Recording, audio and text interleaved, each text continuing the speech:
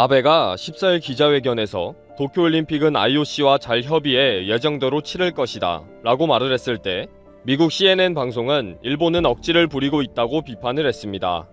CNN은 지금 일본이 세계적인 악재에 대해 얼렁뚱땅 넘어가면서 세계를 속이고 있다고 지적했습니다.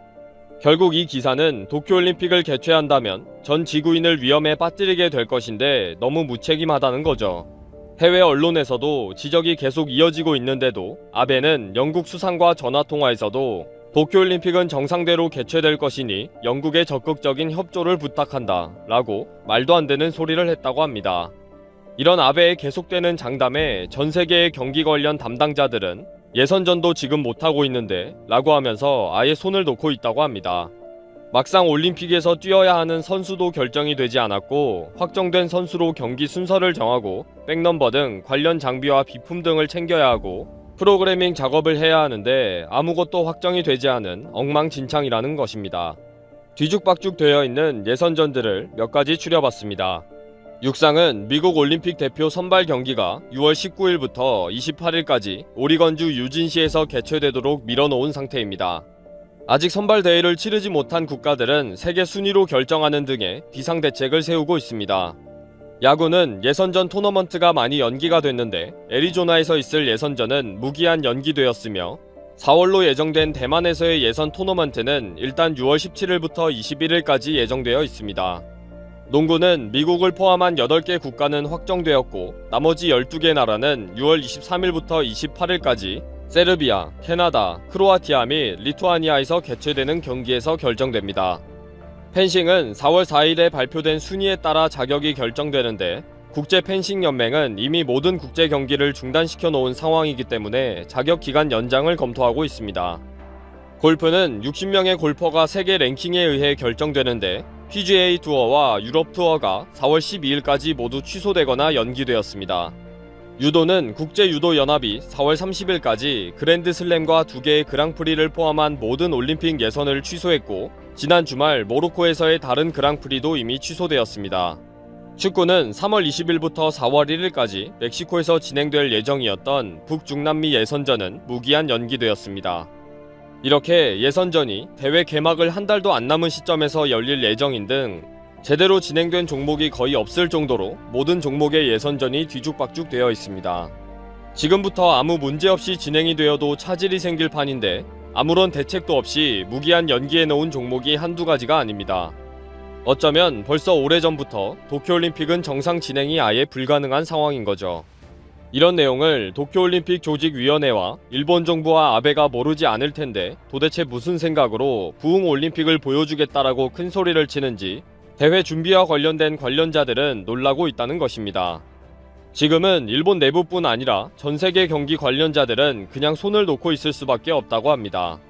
이미 일본 정부에서도 연기 및 취소에 대한 시뮬레이션을 다 마친 상황에서 아베의 엉뚱한 고집과 장담에 도리어 일본 정부가 뒤죽박죽 되어버린 것이 아닌가 싶습니다. 누구도 말리지 못하는 아베, 결국은 일본을 깊은 수렁에 빠지게 하네요. 이번 영상은 여기서 마치겠습니다. 시청해주셔서 감사합니다. 한국의 협의 통보도 없이 일방적인 조치를 해서 무리가 일었던 베트남, 여러가지 해프닝으로 한국에 선 넘던 베트남, 자세한 내용은 위에 뜨는 제 이전 영상에서 보실 수 있습니다. 이런 베트남이 최근 한국이 아닌 일본으로 인해 난리가 났습니다.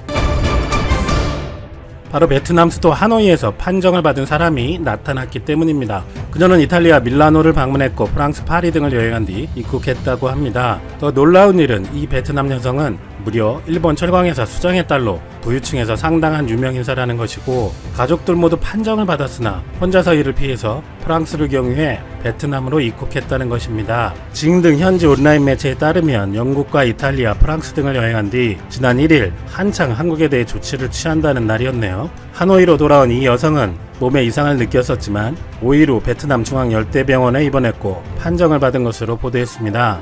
이 여성은 5일 동안 하노이 시내 곳곳을 돌아다닌 것으로 전해졌습니다. 베트남 클럽에서만 500명을 넘게 만났고 또 함께 귀국한 197명의 승객과 승무원들의 신원 및 정보 파악에도 집중하고 있습니다. 이미 이 여성의 친척과 운전기사도 판정을 받은 것으로 알려졌습니다. 이 사람의 거주지는 하노이 외국인 밀집 지역으로 베트남 중앙정부는 긴급 조치에 들어갔는데 신속히 움직여서 밤 11시부터 부총리 주재 대책회의를 열었으며 외국인들과 사람들이 밀집된 지역에 이 여성의 근무 호텔 등 일부 지역을 이미 폐쇄한 것으로 알려졌습니다. 베트남은 이전까지 이전 16명이 모두 나아졌다며 이번 사건에 대한 대응 성공을 자부하고 있었는데 베트남 정부 입장에서는 난감한 일입니다. 이 소식이 알려지자 하노이에서는 시민들이 생필품을 마구 사들이고 있다고 합니다. 한편 베트남은 일본 정부의 뒤늦은 통보로 비상도 걸렸습니다. 베트남에 머물다 베트남 국적사 항공편으로 일본 나고야로 돌아간 일본인 승객이 판정을 받은 것입니다. 이에 따라 베트남 당국은 일본인 승객에 노출된 자국민 130여 명과 승무원을 찾아내서 긴급 조치에 들어갔습니다. 그러나 일본 정부가 이 판정 사실을 통보하기까지 반나절 이상 걸리면서 일본인 승객에 노출된 베트남 국민들이 무방비 상태로 돌아다녔다는 것이고 일본 정부의 느슨한 대처가 도마 위에 오르고 있습니다. 6일 베트남 보건당국과 현지 매체 보도에 따르면 일본이 4일보다 신속하게 베트남 정부에 사실을 통보했거나 최소한 의심된다는 수준의 사전 통보를 했더라면 나고야에서 호치민으로 가는 이날 오후 항공편 승객까지 추가 노출되는 피해를 줄였을 것이라는 비판이 나옵니다. 일본 정부의 뒤늦은 통보가 130여 명의 동행 승객은 물론 호찌민시 전체에 위험을 야기했다는 것이죠. 베트남은 한국에 대해서 우리 외교부가 강력 항의를 할 정도로 막았으나 일본에 대해서는 아무런 조치도 취하지 않고 있습니다. 한국의 숫자는 급격히 늘고 있고 일본은 그렇지 않다는 이유인데 하지만 세계 언론들과 일본 내부에서조차 일본의 숫자는 테스트가 적기 때문이라는 단순한 사실은 확실시되고 있습니다. 하루 1만 5천 건 이상의 한국과 1천 건도 안 되는 일본을 비교해 엄청나게 신속하고 투명하다며 세계에서도 높은 평가를 받고 있는 한국을 위험하다 하고 자국민의 위험을 생각지 않고 소극적으로 숨기는 일본을 상대적으로 안전하다고 생각하는 어처구니 없는 현실입니다. 한편 일본 언론이 베트남 축구대표팀을 이끌고 있는 박항서 감독이 베트남에서 당국의 기준과 별도로 혜택을 받았다는 분위기의 보도를 내놨습니다. 일본 사커 다이제스트는 동남아시아 축구계의 상황을 전하면서 베트남 축구대표팀의 박항서 감독과 관련된 이야기도 언급했습니다. 감독은 한국에서 머물며 휴가를 보낸 뒤 지난달 23일 베트남에 도착했고 당시만 해도 베트남이 한국 관광객에 대한 강도 높은 조치가 이루어지기 전이었습니다. 사실 베트남 당국은 이달 1일에 한국에 대한 조치를 취하기 시작했죠. 하지만 이 매체는 베트남이 한국 입국자에 대해 2주간 조치를 취하고 있지만 박 감독은 예외여서 논란을 일으키고 있다고 설명했습니다. 박 감독이 베트남 축구의 아버지로 평가받고 있기 때문에 특권을 받았다는 뉘앙스입니다. 그런데 사실 박 감독은 베트남 당국의 지침과 별도로 베트남 도착 직후 테스트를 받았고 한국에 다녀온 후 코치진들과 따로 지냈다고 합니다. 일본은 자국 여행객의 판정 문제를 늦장 통보해 논란이 되었었는데 이제 베트남 문제를 박항서 감독에게 뒤집어 씌우는 게 아닌지 걱정이 되기도 합니다. 한국에 선 넘던 베트남에 대한 영상은 지금 화면에 뜨고 있습니다. 이제 공천 막바지인데 공천은 항상 시끌시끌하지만 뭐 역시 마지막에 오니까 정말 논란이 속출하네요. 네, 마지막이 원래 제일 시끄럽고요. 그렇죠. 지금 벌어지는 논란들이 이제 뭐 낙천자 중에 수용할 사람을 하고 또 무소속 출마할 사람을 하고 그렇게 정리가 되면은 본격적으로 양 진영 간 대결이 되는 거죠. 예. 지금 양쪽 다 분란이 있는데 과거하고 차이점은 그 반발이 조직적이지가 않다는 거예요. 그렇죠. 내가 억울하다 이런 건 있지만은 뭐 우리 계파가 뭐 이렇게 학살 당한다, 예, 뭐 우리 예. 세대가 학살 당한다 이런 식이 아니라 분절적인 거라는 거죠. 예, 물론 예. 미래통합당 쪽에서는 TK 홀대론 이런 게 음. 있습니다. TK 지역에서 분명히 불만이 있어요. 그리고 민주당 쪽에서는 이거 비문이라고 꼽히는 사람들만 손해 보는 거 아니냐 이런 건 있는데 그렇다고 해서 그 사람들이 뭔가 반발하는 걸로 뭉쳐서 집단 행동을 하고 그런 흐름은 아니라는 거죠. 그렇죠. 예. 양당 상황 봅시다. 먼저 통합당. 뭐 김영호 위원장이 사퇴를 해버렸어요 오늘. 예, 이게 참 통합당 공천의 어떻게 보면 하이라이트인 것 같아요. 오늘 점심시간 직전에 긴급 기자회견 열고 공천 논란과 관련한 모든 책임을 지고 오늘부로 공관위원장직에서 사직한다. 예. 그랬습니다. 이게 직접적인 원인은 어제 서울 강남 병의 우선 추천, 그러니까 말하자면 전략 공천인데 1986년생인 이제 여성 벤처기업인 김미균 시지온 대표를 공천했는데 네. 이 우리 정치 문화가 너무 강팍해진 거 아닌가 싶은데 이분이 이제 과거에 페이스북에 대통령 명절 선물 받고 신기하고 감사하다 이런 글도 올려놓고 페이스북에 보면은 좋아요라든지 친구 맺어놓은 게 있는데 거의 다 여권 정치인이다. 야권에 대한 건 없었다. 그래서 이제 반발들이 일어났어요.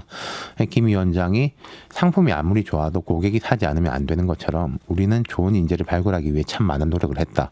그런데도 유권자의 취향과 거리가 있을 수 있는데 최종 판단과 책임은 제게 있다. 안 하면 사퇴를 했고 예. 강남병은 철회했습니다. 공천을. 강남병 철회라고 하는 거 하나 딱 때문에 아니죠. 위원장 그만둔 건가요? 지금까지 나왔던 이런 것에서 모든 제가 논란. 볼 때는 김 위원장이 오히려 이걸 사퇴 명분으로 삼은 생각도 들어요. 네. 다른 쪽은 좀 정치적인데 여기는 젊은 여성 기업인이 뭐 어떻게 보면은 취향의 문제, 실수의 문제 뭐 이런 거지 않습니까? 큰 게 아니죠 어떻게 보면. 근데 예. 이제 이걸 명분으로 삼아서 사퇴를 했죠. 이석연 부위원장이 권한 대행을 맡습니다. 이제 이걸로 그럼 논란 정리되는 거예요? 어떻게 해석해야 됩니까?